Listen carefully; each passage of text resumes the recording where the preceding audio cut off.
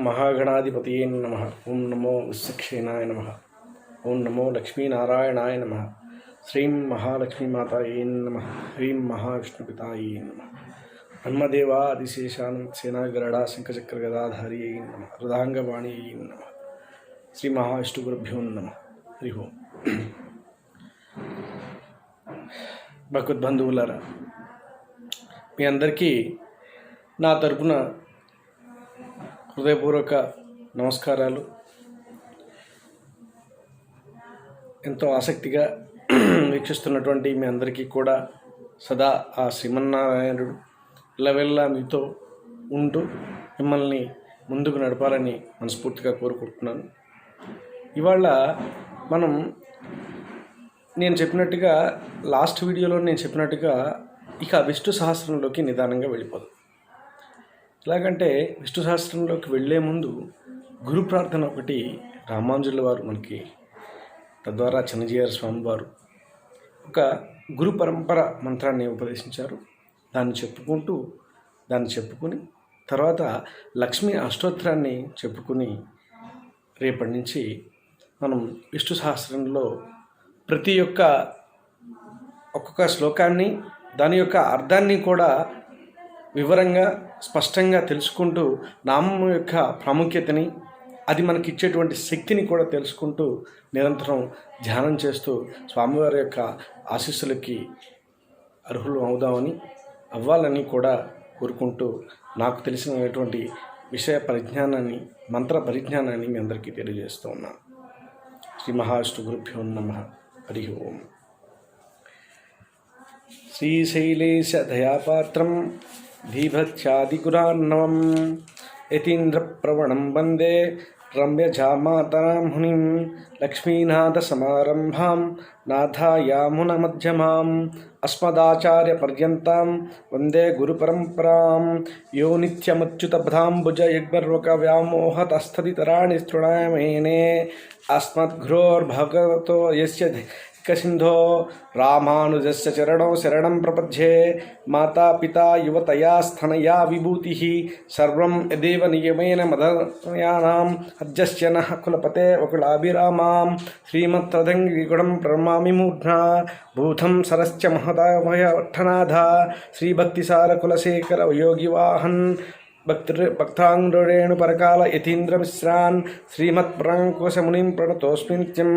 ఓం భగవన్నారాయణాభిమతానూపస్వరూపరూపగుణవైభవ ఐశ్వర్యశిలాది అనవధికాతిశంఖ్యేయ కళ్యాణగుణగణా పద్మా వనాలయాం భగవतीं శ్రియాం దేవీం నిత్యాన్నభాయినీం నిర్వధ్యాం దేవదేవ దివ్యమహిషిం అఖిల జగన్మాతరాం అస్మాన్మాంతరాం అసన్నశరణ్యాం అనన్యచరణశరణమహం ప్రపద్యే.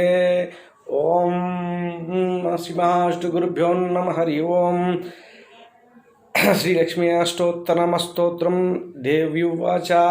ఓం దేవదేవ మహాదేవ త్రికాల జ్ఞానమహేశ్వర కరుణాకర దేవేశ భక్తానుగ్రహకారక అష్టోత్తరశతం లక్ష్మః శ్రోతుమిచ్చామి తత్వతః. ఈశ్వరోవాచ.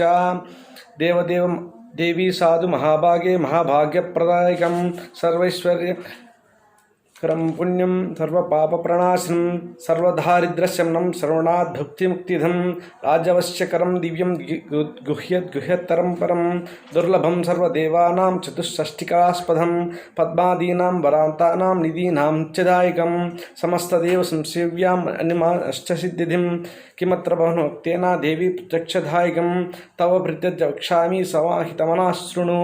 అష్టోత్తరశతశాస్య మహాలక్ష్మీస్తు దేవత క్లీం పీజం పదమిత్యుక్తం శక్తిస్తు భువనేశ్వరీ అంగన్యాసః కన్యాసః సహచాది ప్రకీర్తితః. ధ్యానం వందే పద్మాకరాం ప్రసన్నవదనాం సౌభాగ్యదాం భాగ్యదాం హస్తాభ్యాం అభయప్రదం మణిగణైః నానావిధైర్భూషితాం భక్తాభీష్టః ఫలప్రదం హరిహర బ్రహ్మాదిభిః సేవితాం పార్శ్వే పంకజ శంఖ పద్మనిధిభిః युक्ताहं स्तः शक्तिभिः सरसिजे नयने सरजहस्ते दवतराशिखगन्धपालशोभे भगवती हरिवल्लभे मनोज्ञे त्रिभुवनभूतकरी प्रसीद मह्यां हरिः ओं प्रकृतिं विकृतिं विद्यां सर्वभूतहितप्रदां श्रद्धां विभूतिं सुरभिं नमामि परमात्मिकां वाचां पद्मालयां पद्मं शुचिं स्वाहां सदां धन्यां हिरण्मयीं लक्ष्मीं नित्यपुष्टां विभावरीं अदितिं दीप्तां वसुधां वसुधारिणीं नमामि कमलां कांतां कामाक्षीं क्षीरोदसंभवां अनुग्रहपरां वृद्धिमनगां हरिवल्लभां अशोकममृतां दीप्तां लोकशोकविनाशिनीं नमामि धर्मनिरयां करणां लोकमातरां पद्मप्रियां पद्महस्तां पद्माक्षीं पद्मसुन्दरीं पद्मोद्भवां पद्ममुखीं पद्मनाभप्रियां रमां पद्ममालाधरां देवीं पद्मिनीं पद्मगन्धिनीं पुण्यगन्धां सुप्रसन्नां प्रसादाभिमुखी मुखीं प्रभां नमामि चन्द्रवदनां चन्द्रां चन्द्रसहोदरीं चतुर्भुजां चन्द्ररूपां इन्दुरां इन्दुसीतां आह्लादजननीं पुष्टिं शिवां शिवकरीं सतीं विपुलां विश्वजननीं तुष्टिं दारिद्र्यनाशिनीं प्रीतिपुष्करिणीं शान्तां शुक्लमाल्याम्भरां श्रियं भास्करीं बिल्वनिलयं परारोहं यशस्विनीं वसुन्धरां उदाराङ्गां हरिणीं हेममालिनीं धनधान्यकरीं सिद्धिं स्तरणसौम्यां शुभप्रदां नृपवेश्वकथानन्दां वरलक्ष्मी वसुप्रदां शुभां हिरण्यप्राकारां समुद्रतनयाञ्जयां नमामि मङ्गलां देवीं विष्णुवक्षस्थलस्थितां विष्णुपत्नीं प्रसन्नां लक्ष्मीं नारायणसमाश्रितां दारिद्र्यधंसिनीं देवीं सर्वभद्रनिवारिणीं नवदुर्गा महाकाली ब्रह्मविष्णुशिवात्मिकां त्रिकालज्ञानसम्पन्नां नमामि भुवनेश्वरीं लक्ष्मीं क्षीरसमुद्रराजतनयां श्रीरङ्गधामेश्वरीं दासीभूतसमस्तदेववनितां लोकैकदीपाङ्कुरां श्रीमन्मन्दकटाक्षरब्धविवमेन्द्रगङ्गाधरं त्वां त्रैलोक्यकोडीम्बनीं सरसिजां वन्दे मुकुटं प्रियां मातर्नमामि कमले कमलायताक्षी श्रीविष्णुहृत्कमलवासिनि विश्वमाताः क्षीरोदजे कमलकोमलगर्भगौरी लक्ष्मीः प्रसीदतं नमतां शरण्ये त्रिकालं फलश्रुति त्रिकालं यो जपेत् विद्वान् षण्मासनं वित्तेन्द्रियः दारिद्र्यं श्रीकृत्वा सर्ववाप्नोत्यत्नः देवी नाम सहस्रेषु पुण्यमष्टोत्तरं श्रितं येन श्रियमाप्नोति कोटिजन्मदरिद्रतः भुक्त्वा तु विपुलान् भोगान् अन्ते सायुज्यमाप्नुयात् प्रातःकाले पठेन्नित्यं सर्वदुःखोपशान्तये पठन्तु चिन्तयेद्देवी सर्वाभरणभूषिताम् इति श्रीलक्ष्मी अष्टोत्तरनामस्तोत्रं सम्पूर्णं स्वस्ति ఇలా यदक्षरपदभ्रष्टं मंत्राहीनं तु क्रियाहीनं तु यद्भवेत् तत्सर्वं क्षम्यतां देवा महादेवी लक्ष्मी नमोस्तुते देवदेवी महादेवी महालक्ष्मी नमोस्तुते कायेन वाचा मनश्चेन्द्रियर्वा बुद्ध्यात्मना वा प्रकृते स्वभावात् करोमि यद्यत् सकलं परस्मै महालक्ष्मी मातायेति समर्पयामि। जय श्रीमन्नारायण, जय श्री महाविष्णु। అయితే ప్రతినిత్యం కూడా మనం విష్ణు సహస్రం ఆ స్వామివారిని ప్రార్థించే ముందు ఒక గురు ప్రార్థన, దాంతోపాటు లక్ష్మీ అష్టోత్తరం కూడా చెయ్యాలి. అయితే ఇక్కడ ప్రధానంగా నేను చెప్పదలుచుకున్నది ఏంటంటే, పంచాక్షరి, అష్టాక్షరి, ద్వాదశాక్షరి ఎన్నో రకరకాల మంత్రాలు మహర్షులు మహానుభావులు మనకి ఉపదేశించారు. అయితే వాటిల్లో ఓం నమో నారాయణాయ అనే యొక్క అష్టాక్షరిని జపిస్తే మనకి ముక్తి కలుగుతుందని అందరికీ తెలిసిన విషయమే. ఓం నమో భగవతే వాసుదేవాయ, ఓం నమో నారాయణాయ. అలాగే నేనేం చెప్తున్నానంటే, నా మనసులో ఉద్దేశం ఏంటంటే, ఓం నమో లక్ష్మీనారాయణాయ. అమ్మవారు ఏం తప్పు చేశారు? ఆవిడ ఎందుకు ఇచ్చిపెట్టాలి? ఆవిడ కోసమేగా మన తాపత్రయం అంతా, ఆవిడ అనుగ్రహం కోసమేగా. ఆవిడ మనకి అష్టైశ్వర్యాలను ఇవ్వాలని, సర్వ సౌభాగ్యాలను ఇవ్వాలని ఆ స్వామివారిని ప్రార్థిస్తున్నాం. అయితే ఆ స్వామివారిని ప్రార్థించడంతో పాటు ఆ అమ్మవారిని ప్రార్థిస్తే కూడా ఆ స్వామివారికి అత్యంత ప్రీతిపాత్రులు అవుతాం. ఈ విషయాన్ని మీరందరూ కూడా గమనించాలి. గమనించడంతో పాటు ఆచరించాలి. ఇక్కడ విష్ణు వక్షస్థల స్థితాయి నమః అని లక్ష్మీ అష్టోత్తరంలో చెప్పబడింది.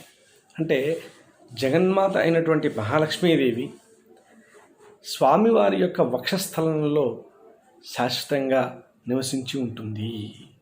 కాబట్టి మనం ఈ మంత్రం చేసేటప్పుడు అంటే ఈ లక్ష్మీ అష్టోత్తరాన్ని పాటించేటప్పుడు కూడా మనం ఏం చేయాలంటే మన మనస్సు ఆ స్వామివారి యొక్క హృదయం మీద, మన చూపుని కూడా స్వామివారి యొక్క హృదయం మీద ఆ కాన్సన్ట్రేషన్ చేస్తూ ఈ లక్ష్మీ అష్టోత్తరాన్ని ఆ అమ్మవారి యొక్క పాదాలు ఇంకా చూస్తూ కనుక ప్రార్థించినట్లయితే సకల శుభాలు చేకూరుతాయి. ఆ జగన్మాత అయినటువంటి మహాలక్ష్మి అమ్మవారి యొక్క అనుగ్రహం ప్రాప్తిస్తుంది. అయితే ప్రత్యేకంగా ఇవాళ నేను మీకు తెలియజేయాలని ఏంటంటే ఏకాదశి. ప్రతి నెల మనకి ఏకాదశి అనేది ఏకాదశి 2 సార్లు వస్తుంది. అమావాస్య ముందు ఒకసారి, పౌర్ణమి ముందు ఒకసారి. ఇదే మొన్న మధ్య రీసెంట్గా ఒక సినిమాలో నేను చూశానంటే అమావాస్యలో కూడా అమ్మ ఉంటుంది అని. కాబట్టి అమావాస్య రోజున ఇంకొకసారి ఇష్ట చేయండి, తప్పేం లేదు. ఈ ఏకాదశి రోజున ఉపవాసం ఉండటం అనేది చాలా విశేషమైనది. ఈ ఉపవాసం ఉండటం వల్ల సైంటిఫికల్గా కూడా మన బాడీ కంట్రోల్ అవుతూ ఉంటుంది. డైజెస్టివ్ సిస్టమ్ కూడా ప్రాపర్గా పనిచేస్తూ ఉంటుంది. అయితే ఇంకొకటి ఏంటంటే అసలు ఏకాదశి వెనకాల ఒక చిన్న చరిత్ర ఉన్నది. ఒకసారి పురాణాలు, ఇతిహాసాలు ఇవన్నీ తిరిగేస్తే పెద్దలు, మహానుభావులు మనకు చెప్పింది ఏంటంటే ఏకాదశి అంటే పాపాత్ముడు విష్ణుమూర్తిని ప్రార్థన చేస్తూ, స్వామి ఈరోజు నేను ఎక్కడ ఉండాలి అని అడిగితే అప్పుడు స్వామివారు నువ్వు వెళ్ళి అన్నంలో ఉండమన్నారు. అంటే మనం అయితే అన్నం తింటాం, మరి ఫారినర్స్, తర్వాత మరి ఇతరష్ట నార్త్ ఇండియన్స్ వీళ్ళు రోటీ, చపాతీ అవి తింటుంటారు. అంటే అక్కడ ఆహారంలోకి వెళ్ళమని చెప్పారు. అయితే స్వామివారి ఉద్దేశం ఏంటంటే ఆ రోజు మిమ్మల్ని మార్చేసేసి మీ కడుపు అంతా ఖాళీగా ఉంచటాలి అనే ఉద్దేశం కాదు. ఆ రోజు మొత్తం అంతా ఉపవాసం ఉండి సాయంత్రం స్వామివారికి దీపారాధన చేసి చేతనైతే ఒక కొబ్బరికాయ కొట్టి ఆ స్వామివారికి ఏకాదశి వ్రత దీక్ష సమాప్తం అని చెప్పి ఇది కాస్త పళ్ళు, ఫలాలు లేదంటే కాస్త గోధుమ పళ్ళు లాంటివి తినేసి నిష్క్రమించచ్చు, తప్పేం లేదు. మొత్తం రోజంతా నిట్ట నిలువున ఉపవాసం ఉండమని ఎవరు చెప్పలేదు, స్వామివారు కూడా చెప్పలేదు. సంధ్యవేళ అంటే 4 to 5 దీనికి ఆహార నియమం ఉంది. ఏకాదశి రోజున ఉండలేని వాళ్ళు 4 to మధ్య దాని యొక్క ఒక బ్రహ్మ ముహూర్తంలో ఆహారాన్ని తీసుకోవచ్చు. ఆహారం అంటే పండ్లు, పాలు, కాస్త ఉప్మా, చపాతీ లాంటివి తినచ్చు. అయితే ఇది మన సిద్ధాంతాలు చెప్తున్నాయి. మన యొక్క భగవద్గీతలో స్వామివారు కానీ, ఉపనిషత్తులు కానీ, వేదాలు కానీ చెప్తున్నాయి. దీంట్లో ఒక చిన్న లాజిక్ కూడా ఉన్నదండి. ప్రతిరోజు నువ్వు ఆహారాన్ని 3 పూట్ల తింటున్నావు లేదా 2 పూటలు తింటున్నావు. నీ ఆరోగ్యాన్ని అనుసరించి 3 పూటలను కుదించి 2 పూటలుగా, లేదంటే 2 పూటలు కుదించి 3 పూటలుగా తింటూ ఉంటున్నావు. అవును. అయితే నువ్వు ఈ ఒక్క రోజు ఉపవాసం ఉండడం వలన నీ ఆరోగ్యం యొక్క సర్వేంద్రియాణం నయనం ప్రధానం. అలాగే సర్వేంద్రియాలు కూడా, నీ బాడీలో ఉన్నటువంటి నరాలు కూడా, అన్ని అవయవాలు కూడా సరి అవుతాయి. నీ యొక్క హెల్త్ సిస్టమ్ అనేది ప్రాపర్గా పనిచేయడానికి ఉపయోగపడుతుంది అని మనకు వేదాలు చెప్తూ ఉన్నాయి. అలాగే దీంట్లో స్వామివారి యొక్క మనోభావాన్ని నేను చెప్తానంటే నాకు అర్థమైంది, నేను మీకు చెప్తున్నాను. ఈరోజు నువ్వు అన్నం మానేస్తున్నావు కదా, ఉపవాసం ఉంటున్నావు కదా, ఈరోజు యొక్క నువ్వు మానేసేటటువంటి అన్నాన్ని, ఆహారాన్ని తీసుకెళ్ళి పేదలకి, ఎవరైతే ఆహారాన్ని కూడా నోచుకునే వాళ్ళు ఉన్నారో వాళ్ళకి తీసుకెళ్ళి నువ్వు దానం చెయ్యి. తద్వారా జీవకోటికి ఆహార సేవ చెయ్యి అని దాని యొక్క అర్థం. అంతేగాని నువ్వు ఉపవాసం ఉండడం వల్ల ఆయనకి ఈ లాభం ఏదో చేకూరిపోతుంది అని కాదు. ఇంకొకటి ప్రప్రథమంగా ప్రతి మనిషికి, ప్రతి భక్తుడికి, ప్రతి ఒక్క దైవం మీద ఉన్నటువంటి నమ్మకం ఉన్నటువంటి ప్రతి వ్యక్తికి కలిగే డౌట్ ఒకటే.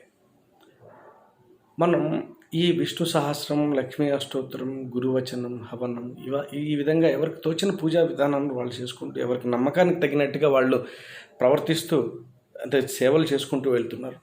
వాళ్ళందరి మనసులో ఉన్నటువంటి ఏకైకమైన డౌట్ ఏంటంటే నేను విష్ణు సహస్రం చేస్తున్నాను, నేను స్వామివారి యొక్క నామాన్ని చేస్తున్నాను, తద్వారా స్వామికి బోడంత శక్తి వస్తున్నది.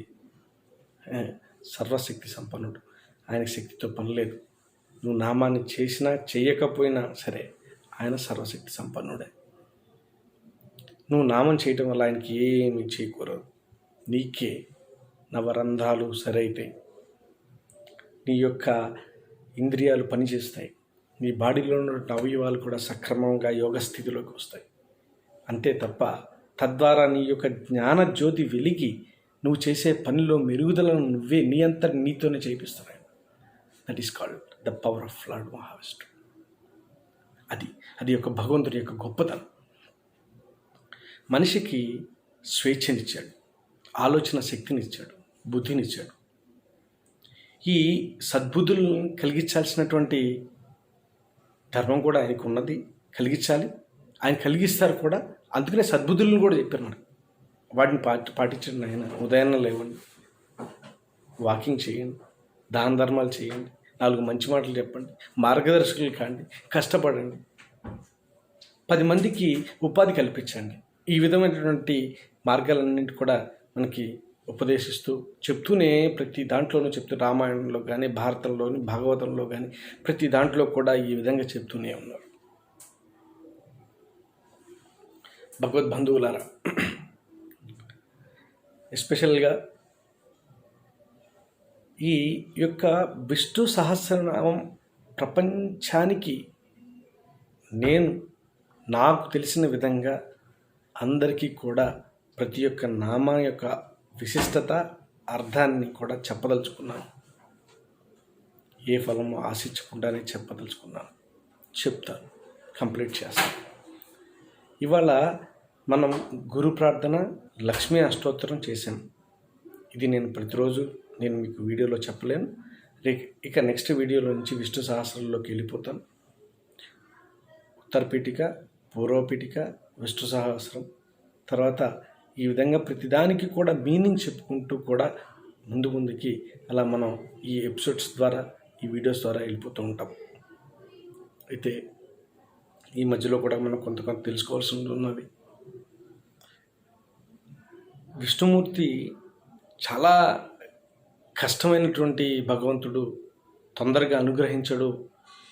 ఆయన ఎన్నో కష్టాలు పెడతాడు, ఎన్నో అగ్ని పరీక్షలు పెడతాడు. ఆయన ఎంతో పరీక్ష చేస్తారు. కాబట్టి మనం అంత సులభతరం కాదు అనుకోవడం చాలా తప్పండి. అతి త్వరగా అత్యంత ఓం నమో నారాయణ శబ్ద మాత్రం విముక్త దుఃఖా సుఖినో భవంతి అని చెప్పి, అంటే ఒక్కసారి ఓం నమో నారాయణాయ అనగానే నీ యొక్క దుఃఖాన్ని మొత్తాన్ని తొలగించి నీకు సుఖాన్ని ప్రసాదించేటువంటి మహామంత్రం ఆ నారాయణ మంత్రం, ఆ మహావిష్ణువు యొక్క మంత్రం. దశావతారాలని ఎత్తి ప్రతి యుగంలో కూడా, ప్రతి సమయంలో కూడా, ప్రతి టైంలో కూడా ఆయన ఎప్పుడైతే భూమి మీద ఆవిర్భించాల్సినటువంటి అవసరం వచ్చినప్పుడల్లా కూడా ఆయన వచ్చి మనల్ని ఆదుకుంటూ మనకు ఒక సన్మార్గాన్ని చూపిస్తూనే ఉన్నారు. దీన్ని బట్టి మీరు అర్థం చేసుకోండి, ఆయన త్వరగా మనకి అనుగ్రహిస్తారా లేదా. ఎప్పుడు అనుగ్రహం స్వామివారి అనుగ్రహం, కరుణా కటాక్షాలు కావాలి, అష్టైశ్వర్యాలు కావాలి, అన్నీ కావాలి, సుఖశాంతులు కావాలి. అల్టిమేట్గా మనిషిగా మనకి అదే కావాలి. మోక్షం అవసరం లేదు, మోక్షం కూడా కాదు, ఏది శాశ్వతం కాదు. ఇవాళ మనం సొసైటీని చూసినట్లయితే కరోనా వ్యాధితో చనిపోయిన వారి యొక్క హత్యక్రియలు కొంతమందికి జరిగిన విధానాన్ని తెలిస్తే మనసుకి చాలా బాధగా ఉన్నది. అలాగా జరగకూడదు. అయితే ఏం చేస్తాం, అలా ప్రకృతి విపత్తు, దాన్ని ఎదుర్కొనాలి, పోరాడాలి, చేయించాలి, అంతే, వేరే మార్గం లేదు. ఇది కరోనా స్పెషల్ అయితే కాదండి. నా లైఫ్ అచీవ్మెంట్, నా లైఫ్ యాంబిషన్. నేను మీ అందరికీ ఈ మీడియా ద్వారా మీ అందరి ముందుకు వస్తానని నేను కల్లో కూడా ఊహించలేదు, అసలు చెప్తానని కూడా ఊహించలేదు. ఇలా చెప్పాలని చెప్పడానికి తగినటువంటి ఆలోచన విధానాన్ని, శక్తిని కూడా ఆ స్వామివారే ప్రసాదించారు. ఆయన ప్రసాదించకపోతే, ఆయన అనుగ్రహం లేకపోతే ఇది సాధ్యపడేది కాదు. అయితే కర్మ సిద్ధాంతం చాలా గొప్పది. భగవద్గీత కానీ, రామాయణం కానీ, భాగవతం కానీ, కృతయుగం, త్రేతాయుగం, ఏ యుగంలోనైనా సరే కర్మ సిద్ధాంతాన్ని గురించి చాలా గొప్పగా చెప్పారు. ప్రతి మనిషి, ప్రతి జీవి కర్మకు బద్ధుడే. నువ్వు దేవుడు ఉన్నాడు లేడు నువ్వు ఏమైనా అనుకో, ఆయన అయితే ఉన్నాడు. చిన్న ఎగ్జాంపుల్, ఉన్నాడు అనడానికి ఒక చిన్న ఎగ్జాంపుల్. పంచభూతాలు ప్రత్యక్ష సాక్షులు. భగవంతుడు ఉన్నాడు అనడానికి ఈ పంచభూతాలే ప్రత్యక్ష సాక్షులు. జలం, అగ్ని, వాయువు, భూమి, వాయురాకాశాత్. ఈ విధంగా మనకి పంచభూతాలలో సూర్యుడు ప్రతిరోజు మనకి ఈ పంచభూతాల్లో స్వామి దర్శనం ఇస్తూనే ఉన్నారు. అది నువ్వు సూక్ష్మంలో మోక్షాన్ని చూడడానికి నువ్వు ప్రయత్నం చేయట్లేదు, చేస్తే తెలుస్తుంది. ఆ సూర్యకిరణాలు లేకపోతే, ఆ వాయువు లేకపోతే, ఈ భూమి లేకపోతే, ఆ అగ్ని లేకపోతే మన పరిస్థితి ఏంటి? ఆ జలం లేకపోతే మన పరిస్థితి ఏంటి? వీటిల్లో ఏది లేకపోయినా సరే మనిషి జీవించడం అనేది జరగని పని. అవునా కాదు? 100% కరెక్ట్. ఇక దేవుడు లేడు, దేవుడు కనిపించట్లేదు, దేవుడు సాక్షాత్కరించట్లేదు. దేవుడికి నీకు ప్రత్యక్షంగా కనిపిస్తూ ఉన్నాడు ఆయన. ఇంకోటి కూడా చెప్తున్నాడు, ఆత్మ, పరమాత్మ. ఆత్మ, మీరు నాకు ఒక్క ప్రశ్నకి సమాధానం చెప్పండి. మైండ్ ఈజ్ నథింగ్ బట్ మనస్సు. మీకు కనిపిస్తుందా? నాకైతే నా మనసు కనిపించట్లేదు. బ్రెయిన్ అంటారు మెదడుని, హార్ట్ అంటారు హృదయాన్ని. ఇక మనస్సు అనేది మాయకి సంబంధించింది. అదే కాదు, అదే మనలో ఉంటుంది. నా మనసుకు నచ్చినట్టు చేస్తాను, నా మనసుకు నచ్చినట్టు చేస్తాను. నీ మనసుకు మంచిని నేర్పించు. నీ మెదడుకు నేర్పిస్తే అది నీ మనసుకు చెప్తుంది, ఆ మనసు చెప్పినట్టు నువ్వు చేస్తూ ఉంటావు. అంటే మనస్సు, మెదడు ఇంటర్లింక్స్. బాడీ మొత్తం చిద్రూపం అని లాస్ట్ వీడియోలో నేను చెప్పాను కదా. కమింగ్ డేస్లో మీకు ఒక్కొక్క విష్ణు సహస్రం యొక్క శ్లోకానికి ప్రతి ఒక్క నామానికి అర్థం చెప్పేటప్పుడు తెలుస్తూ ఉంటుంది. స్వామివారి యొక్క గొప్పతనం ఏంటి, దాని పవర్ ఏంటి, అది ఏ విధంగా ఆయనకి ఆ పేరు వచ్చింది, ఎలా సాధించగలిగారు. ఆ నామాన్ని, ఆ 100,000,000 నామాల్లో సహస్రనామాలు మాత్రం ఆయనకు ఉపదేశించారు. 100,000,000 నామాలు ఉపదేశిస్తే చాలా బాగుండేది. బ్రహ్మవచ నమోస్తనంతాయ సహస్రమూర్తయే సహస్రపాదాక్షి శిరోరుబాహవే సహస్రనామ్నే పురుషాయ శాశ్వతే సహస్రనామ్నే పురుషాయ సహస్రకోటి ఉదాహరణే నమః. ఓం నమ ఇతి అంటే 100,000,000,000 నామాలు ఉన్నాయి, 100,000,000,000 ఈ శిరస్సులు ఉన్నాయి, భుజాలు ఉన్నాయి. అటువంటి ఒక మహావిష్ణువుకి పవిత్రమైనటువంటి అతి మోస్ట్ పవర్ఫుల్ వెపన్స్ మనకి ఈ గన్స్, డబ్బు, ధనం, ఐశ్వర్యం అవే కాదు, వాటికంటే పవర్ఫుల్ అయినటువంటి ఒక సహస్రనామాలు మనకి ప్రసాదించారు. స్వామివారి దిగొచ్చి మనకి చెప్పారు. ఎంతోమంది మహానుభావుల ద్వారా కూడా చెప్పించారు. కాబట్టి వాటిని నిరంతరం మనం జపిస్తూ, ఇక్కడ ఏం చేయమంటారు? జపం జపం జపం జపం జపం అంటే జపం అంటే పంచగట్టుకుని, ఇక మడిగట్టుకుని, లేదంటే ఒకచోటే కూర్చుని ఈ విధంగానే జపం చేయమని చెప్పలేదు. నామస్మరణ అంటే జపం ఈజ్ నథింగ్ బట్ నామస్మరణ అనుకోటి కాసేపు. ఆ నామస్మరణ 3 రకాలుగా ఉంటుంది. ఒకటి హృదయ నామస్మరణ, మనోనామస్మరణ అంటే సౌండ్, బయటికి మనం సౌండ్ వినిపించేలా చేసేటువంటి నామస్మరణ ఒకటి, పెదాలు కదుపుతూ చేసేటువంటి నామస్మరణ ఒకటి, మనం బయటికి అరుస్తూ చెప్పేటువంటి, బయటికి అందరికీ వినబడేటట్టు చెప్పేటువంటి నామస్మరణలో మనకి పుణ్యం కూడా లభిస్తుంది.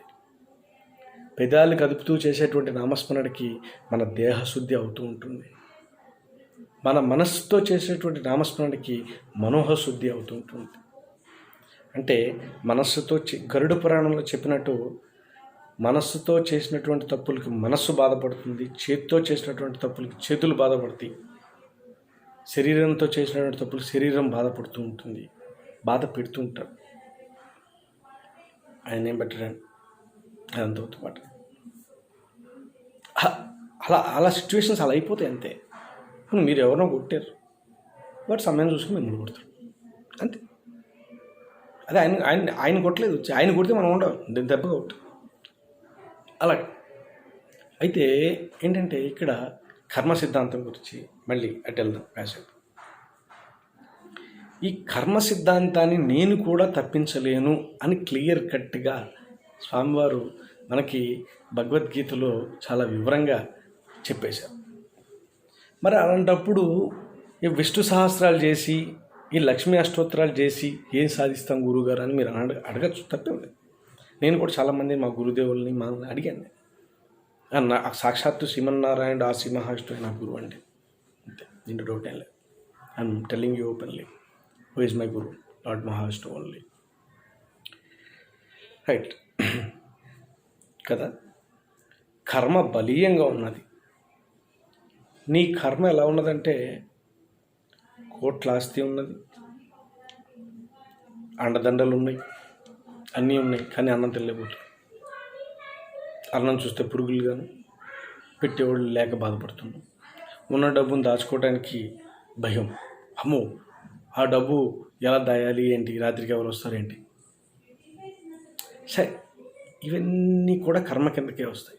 అయితే కర్మ సిద్ధాంతం తప్పదు కదా, అంటే దొంగలు దోచుకుపోవడం తప్పదంటే దోచుకుపోతారు. అన్నం పెట్టేవాళ్ళు లేరు అన్నప్పుడు లేరు, ఉండరు. రైట్ రైట్ ఇది 2. 3వది ఒక పెద్ద యాక్సిడెంట్ అవ్వాలి. 4వది. 5వది పెద్ద కొండరాయి వచ్చి నేను నెత్తి మీద పడాలి. ఈ 5టికి చిన్న ఎక్స్ప్లెనేషన్ ఇస్తాను. ఫస్ట్ కొండరాయి దగ్గరికి వెళ్దాం, వెనక నుంచి వెళ్దాం. ఇంత పెద్ద కొండరాయి వచ్చి నీ నెత్తి మీద పడాలి అని నీ కర్మలో రాసి ఉన్నది కాబట్టి ఆ కొండరాయి పడుతూ నీ తల వగులుతుంది కాదండి.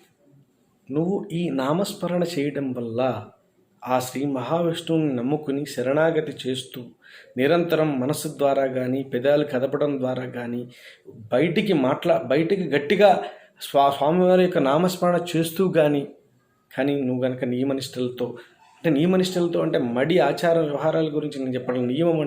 నియమం నీ మనసులోనే ఉండాలి. మనసు నిర్మలంగా ఉండాలి, నీ హృదయాన్ని నిర్మలంగా ఉంచుకో, వేరే ఆలోచన చేయకు.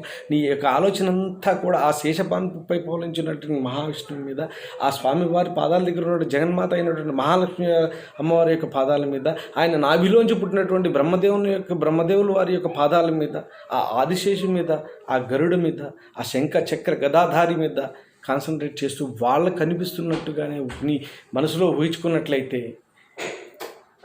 ఆ నీ నామస్మరణ ఖచ్చితంగా ఫలిస్తుంది. దాంట్లో సందేహం ఏం లేదు, రాసిపెట్టు. ఇప్పుడు ఈ కొండరాయి పడి నెత్తి పగిలే కర్మ సిద్ధాంతంలోకి వెళ్ళినప్పుడు నువ్వు నిరంతరం నామస్మరణ చేస్తూ ఉన్నావు. ఒక డౌటు, స్వామివారు నా కర్మని తప్పిస్తారా లేదా, ఈ కర్మ తొలుగుతుందా లేదా, ఇవాళ నా నెత్తి మీద కొండరాయి పడుతుంది, నేను ఏం చేయాలి? పడదండి. చిన్న రాయి పడుతుంది. చిన్న రాయి ఇలా నెత్తి మీద పడి పక్కకు పోతుంది. అక్కడ నీ యొక్క తలరాతలో ఏమని రాసినది, కొండరాయి నీ నెత్తి మీద పడుతుంది అని రాసింది. కానీ అదే కొండరాయి నీ చిన్న రాయి అయి నీ నెత్తి మీద పడుతుంది. అదే స్వామివారు నీకు చేసేటువంటి సహాయం. నిన్ను ఆయన రక్షించుకుంటున్నాడు. ఆ విధంగా అంటే తన భక్తులను ఎప్పుడు కూడా తాను ఎల్లవేళలా తాను ముందు వెనకాల పక్క పైన కింద కూడా ఉండి రక్షించుకుంటూ ఉంటారు. అంటే ఈ నామస్మరణ చేస్తేనే రక్షించుకుంటారంటే నువ్వు డబ్బులు సంపాదించి కష్టపడి బియ్యం తెస్తేనే కదా మీ ఆవిడ అన్నం ఉండేది, అంతే కదా. లేకపోతే చేయరాడు చేస్తారు, నీ కర్మ సిద్ధాంతం అనుసరం అవుతుంది, ఆ పెద్దరాయి పడుతుంది, దెబ్బలు తిని మరి అలా కాదు కదా. కాబట్టి ఇంకోటి ఏం చెప్పారండి, డబ్బు ఎత్తుకుపోతారు దొంగలు. రైట్, దొంగలు పడతారు కన్ఫర్మ్. పడినప్పుడు వాళ్ళకి ఆ డబ్బులు కనిపించు, కింద పడినటువంటి ఒక 100 రూపాయల నోటు, 10 రూపాయల నోటు కనిపిస్తారు, తీసుకుని వెళ్ళిపోతారు. అది నీకు స్వామివారు చేసే సహాయం.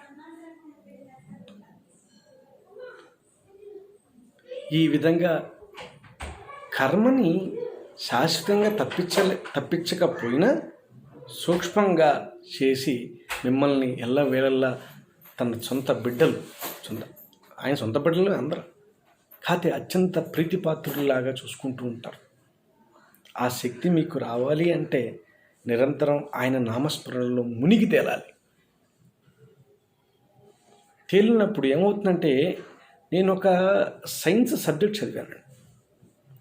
సైన్స్ సబ్జెక్టులో నమ్మలేని నిజాలు కొన్ని పుస్తకాలు చదివినప్పుడు అది వాటిల్లో చెప్తుందండి, అసలు ఏదైతే ఈ సృష్టిలో జరగదో అది జరుగుతుంది అని చెప్పగలిగినటువంటి శక్తి ఉన్నది ఒక హ్యూమన్ బ్రెయిన్కి మాత్రమే. అలాంటి యొక్క ప్రిడిక్షన్స్ను కూడా మన బ్రెయిన్ మనకి ఇవ్వగలుగుతుంది. అలాంటి యొక్క అతీత శక్తులు మనకి కలగాలి అని అంటే మనకి దైవ సహాయం, దైవ బలం కావాలి. దైవ బలం ఉన్నప్పుడు ఆటోమేటిక్గా అన్ని బలాలు వచ్చేస్తాయి.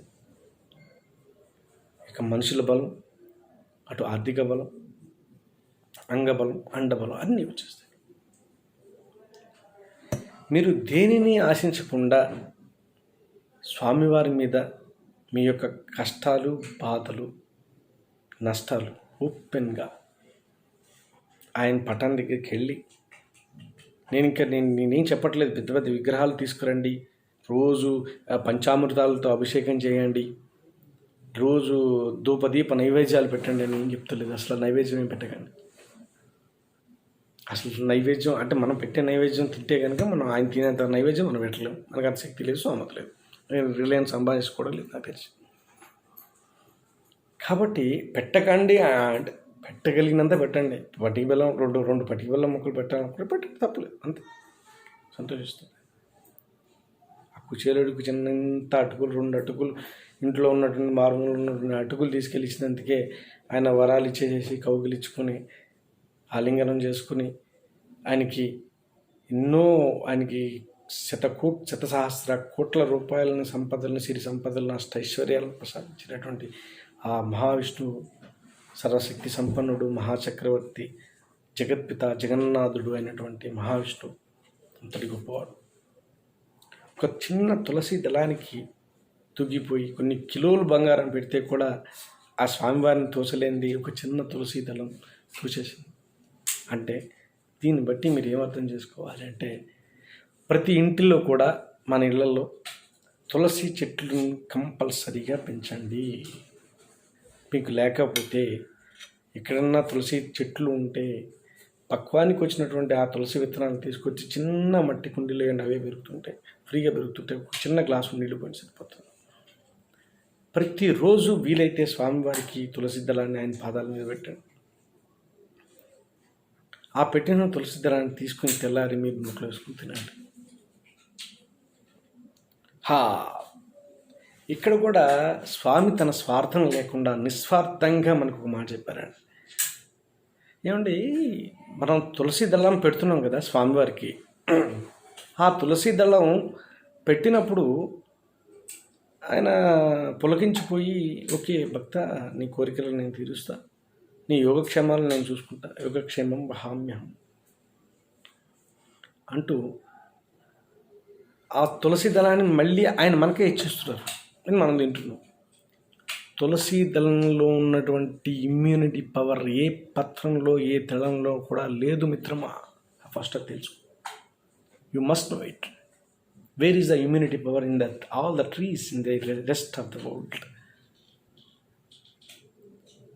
ఆ తులసిలో అంత పవర్ ఉన్నది. కాబట్టి ఆ తులసి దళాన్ని తీసుకోవడం వల్ల నీకు దేహశుద్ధి అవుతున్నది, నీ బాడీలో రోగనిరోధక శక్తి పెరుగుతున్నది. అక్కడ కూడా ఆయన మట్టి పెట్టుకోవడం అంతా నీకే చేస్తుంది. ఈ సృష్టిని చేసిందే నీ కోసం, నువ్వు అనుభవించడం కోసం, నాశనం చేయడం కోసం కాదు. నాశనం చేయడానికి నీకు హక్కు లేదు, అర్హత లేదు. చేతనైతే బాగు చేయి, లేకపోతే మాట్లాడకుండా కూర్చో. అయితే ప్రతిరోజు ఈ విధంగా చెప్పుకుంటూ పోతే ఇక స్వామివారి గురించి టైమే సరిపోదు. కాబట్టి ఇక నెక్స్ట్ ఎపిసోడ్స్ అంటే నెక్స్ట్ వీడియోస్ అన్నింటి కూడా సాక్షాత్తు ఆ శ్రీ మహావిష్ణువు యొక్క విష్ణు సహస్రనామ స్తోత్ర పారాయణ శ్లోకాలు 108 శ్లోకాలు ఉంటాయి. 108 శ్లోకాల్లోంటి ప్రతి ఒక్క శ్లోకానికి కూడా ఒక నక్షత్రానికి 4 పాదాలు ఉన్నట్లు ఆ నక్షత్రం వాళ్ళు శ్రద్ధగా వినండి, దాన్ని పాటించండి చాలు. విష్ణు సహస్రం మొత్తం చదవలేని వాళ్ళు కనీసం ఆ యొక్క శ్లోకాన్ని ప్రతినిత్యం మీరు బైక్ మీద వెళ్తున్నా కూడా మనసులో చదివేసుకోవచ్చు. చెప్పాను కదా, జపానికి 3 విధాలు ఉన్నాయి. గట్టిగా సౌండ్ చేస్తూ, పెదాలు కదుపుతూ, మనసులో అనుకుంటూ కూడా డ్రైవింగ్ చేయొచ్చు, తప్పేం లేదు. ఆ విధంగా చేసి స్వామి వారి యొక్క కరుణా కటాక్షాలకి, ఆ మహాలక్ష్మి అమ్మవారి, ఆ మహావిష్ణుపిత అనుగ్రహానికి పాత్రలు అవుతారని కోరుకుంటూ అనేక మంగళాశాసనాలు చేస్తూ మీ అందరికీ శుభం కలగాలని, ఈ ప్రపంచం ఈ కరోనా వ్యాధి నుంచి విముక్తి కావాలని, కరోనా నుంచి మరణించినటువంటి వారికి ఆత్మకు శాంతి కలగాలని కూడా మనందరం కూడా ప్రార్థన చేద్దాం. ఆ స్వామివారిని కోరుకుందాం. నేను కూడా కోరుకుంటాను, మీరు కూడా కోరుకోండి. జై శ్రీ మహావిష్ణువు.